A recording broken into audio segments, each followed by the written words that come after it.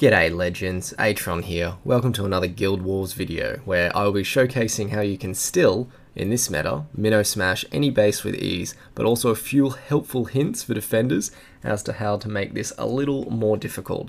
So if this is the first time we are meeting, welcome. I focus mainly on casual clash, strategies and tactics, but in a more in-depth and educational way. So if you haven't already, consider subscribing and we will jump into the video. So you can go back, but that was the main team I'm running with here, guys. So I did use Walla, and the purpose I was using Walla today as part of my Smash crew is I was normally with Mike and Mino as per normal, and you know, your normal cleanup crew, and as per other Mino videos that I've done, you don't get that 100% pop with just Mino and Mike. So what I was trying to do with Walla is essentially place Mino and Mike and then place Walla after that. So we have like the Mike buff and the Walla buff on top of that. It proved a little bit difficult. I don't think I was managed to do that in this video today, but because the Walla would auto proc on the other heroes and make their Skelly or their Walla for some reason proc, or something was happening, and it just wasn't working out to the best of the ability. So as we go into these bases, we are using the Sasquatch wall breaking technique, and I did a couple of runs here. I did a lot more, but the last 2 or 3 I think was when I nailed it. So I tried all different corners here. You got to pick which base or which little where are we here? Which building has the most HP. So helpful hint for defenders, put the low HP buildings on the very side. It kind of stops that technique of having Sasquatch be able to break the walls. You know, if he's going to break the walls, you're going to want him to break all of those middle buildings straight away. Essentially like that, but I didn't end up going from that direction anyway.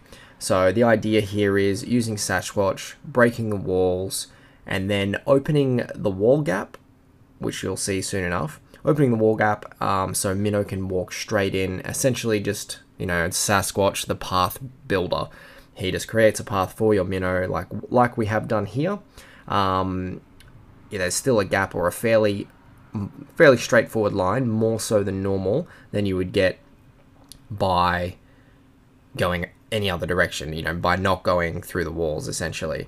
Now, as I like using a Spiritor. She's skill 11, so 8 seconds, 6 to 8 seconds is how long it takes, depending on how many troops they have, to eradicate all of the troops. So they aren't an issue so much.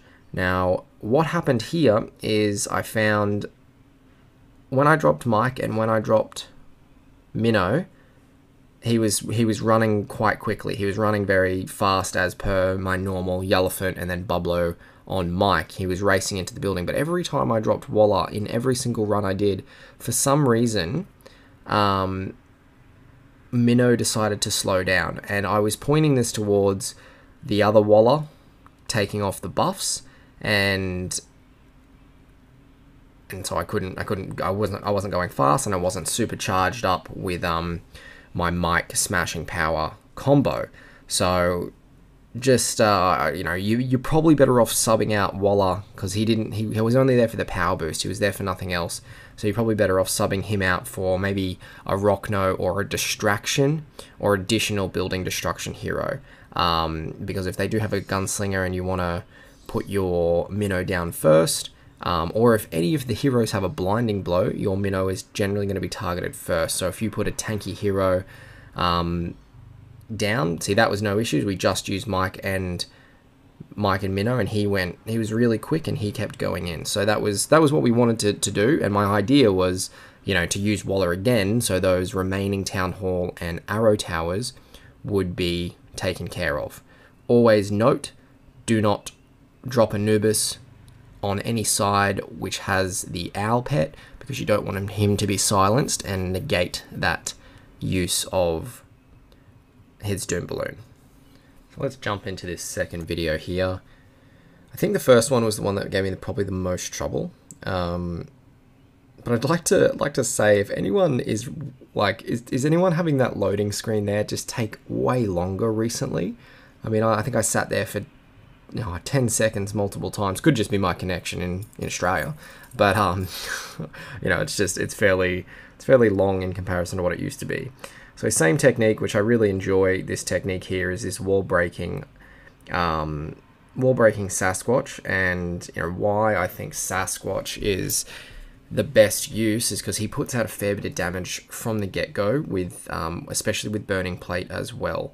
So most of it does come from his proc, but the Burning Plate definitely helps to some degree. So I think this is the way I ended up going, and that is pretty much the best outcome I could have hoped for. Like, that's the wall is right next to the building's on low health. All we got to worry about is the Empower Walla, I think it is, and making sure you've got Skelly that's not going to proc on you, and you've got no other heroes that are going to affect affect the Esp or the Spirit here, getting enough procs off to kill the troops, which I found Skelly was bad, so I didn't go against Skelly. I think I went up top against Esp versus Esp, and then it's pretty much it's fairly straightforward from this point onwards. So first drop Sasquatch, second distract Gunslinger with a few troops, standard, then drop a Spiritor to to destroy all the troops, and then once Sasquatch is dropped, we're going to have our path anyway. So if I don't like the way Sasquatch is dropped and the path that he left for Mino, I'm going to start again. And then, to get that perfected thing going on, I think a lot of people have now taken Dovekeeper off of their bases, because I think they're realizing how easy it is to either snipe on her or Minnow on her, or use it for more Ronin bombing. Like, it's fairly easy. So I mean, all you need is a Spiritor to proc once, and all of a sudden, because the Dovekeeper is auto proc, she's going to spawn a dove, and you can use that for 12 seconds. So massive time frame to make that happen. So ideally you just need Sasquatch either die at the right time, or not do as much damage, or just do the right pathing, so you can get your Minnow ready to go in very fast and proc on the closest, or you make the building as close as possible by destroying the walls. So that's the whole idea of this, Sasquatch and Minnow combo. I don't think there's as a hero as good as Sasquatch in the terms of destroying the walls in the most I guess poetic way, but like in the way that you want. Like, it gives you the most control, because if you're using like a a ninja with self-destruct, or you're using a Trixie Treat with self-destruct crests or something like that, it does become a lot more RNG based than trying to pinpoint exactly what you want to do. So right here, it actually worked out great. The Sasquatch died very early on, but he broke that first two walls, and it's actually sticking out, creating the best path that we could have hoped for. So long as you take into account again the Empower heroes, which are very, very low crests as it would seem, you should be fine. So what do I do here?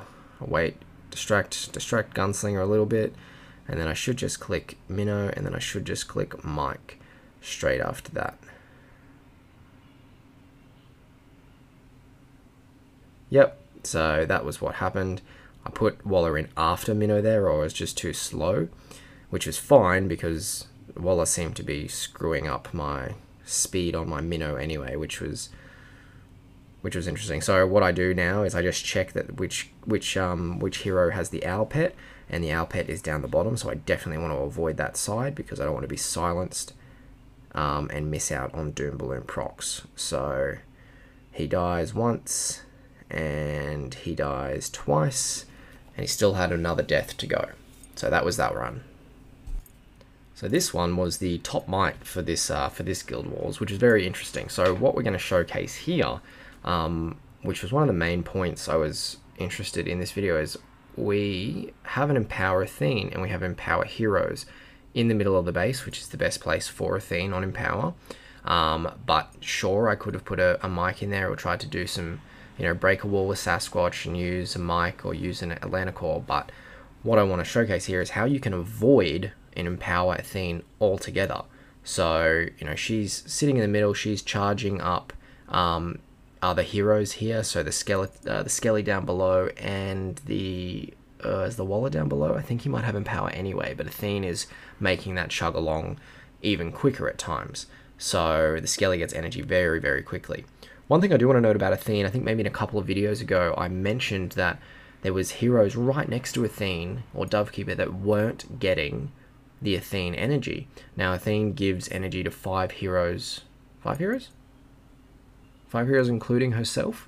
I think it is, or whatever it is. But if the last hero that's put on the base, the 6th hero is not going to receive the energy from Athene, no matter how close you are to her. So that was something interesting that was brought to my attention. If you might be in range, as you might think, the Athene is not giving you energy because it's potentially the last hero put on the base or put on the map. So you can use that to your advantage for other tactics, like, you know, you put an Ares or you put a certain hero on the last hero base to have it not targeted as much. But yeah, there's certain algorithms and formula which people have figured out. I didn't. I just hear these things and then try and pass that info on. But yeah, that's an interesting stat about Athene, and just keep that in mind if you've got placement of heroes that you want affected by Athene and you are wondering what's going on, because it's very hard to see that unless you are practicing on raids.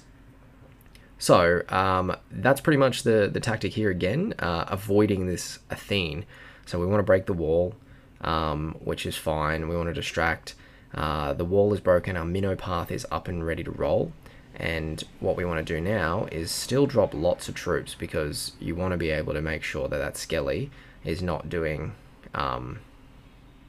is not being a proc on the heroes. So I think all the troops are down, but you know, first Sasquatch, then a Spiritor, then Minnow Mike, and generally that's the 5 heroes you'll need. You don't even need a backup.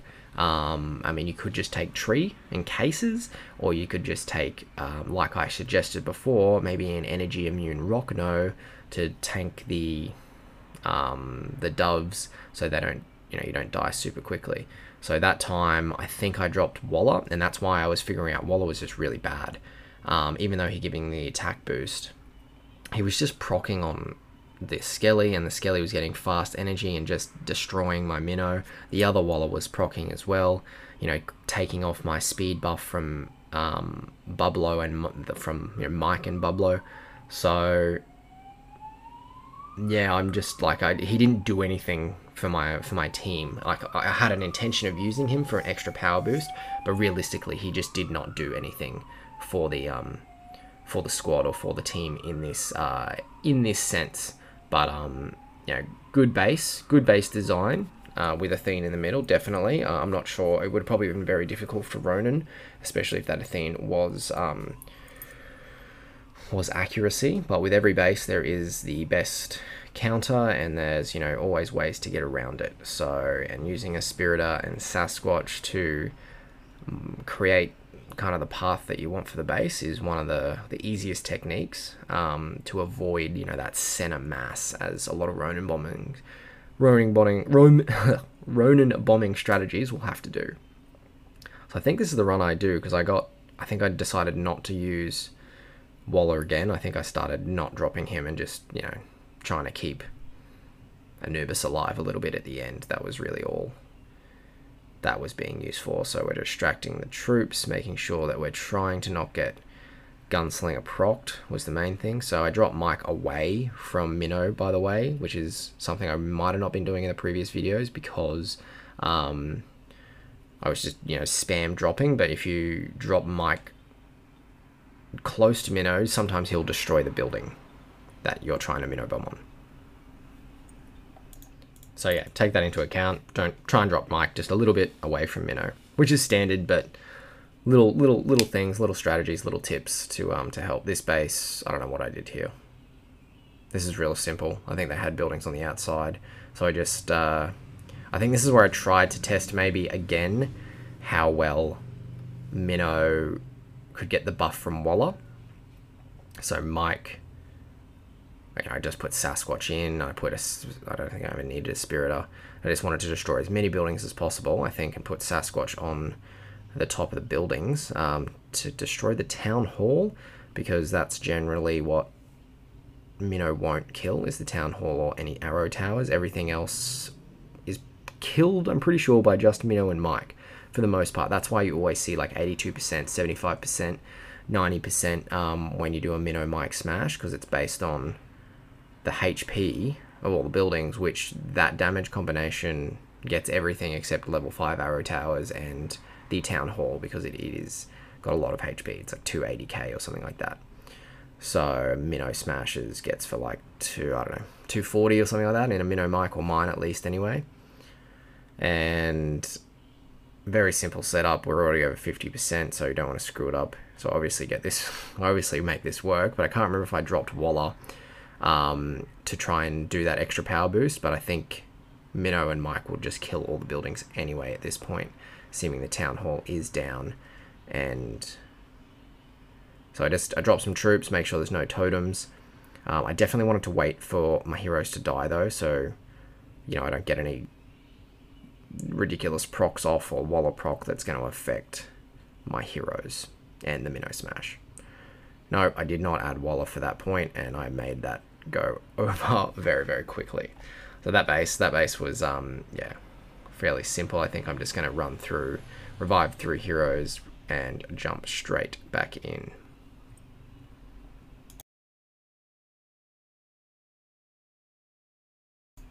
Lucky last. So I think is actually the 4th highest or the 3rd highest or something like that. I just didn't do them in order today.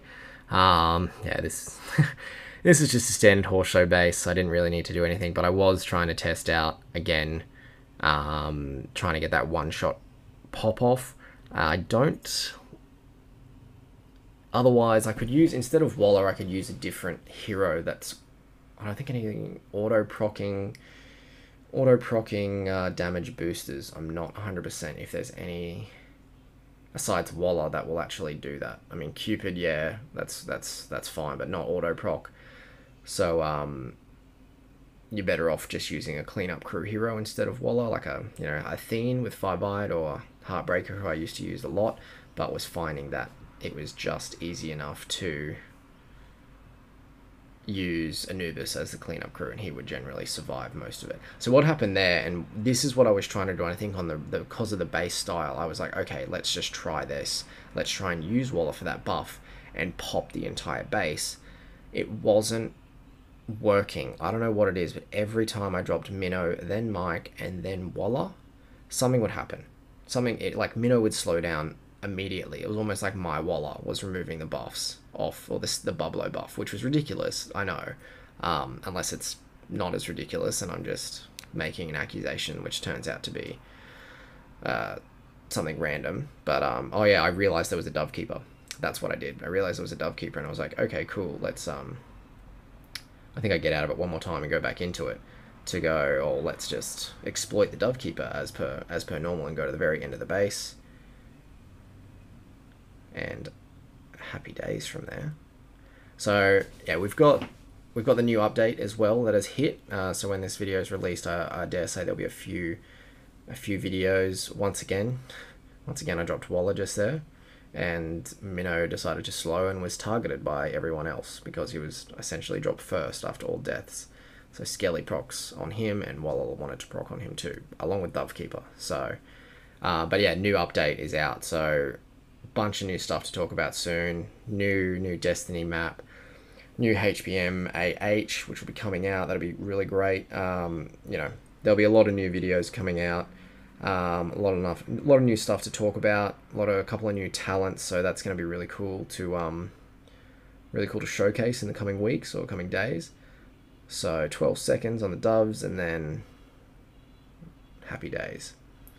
I think I didn't drop Anubis yet, but yeah, he'll finish off the team. But anyway, guys, yeah, lots of things to talk about. Pretty standard Guild War base and run today. You can take something out of it, I hope. So thank you for tuning in and watching through. If there's any different styles that you guys are interested in, happy to always try and do that. I do a more of a free-to-play approach, even though I've got Skelly and whatnot. It just gets a little mundane a lot of the time. But yeah, once again, thanks for tuning in. That's it from me today, guys. Just the hero lineup there, and as always, enjoy. We'll see you in the next video.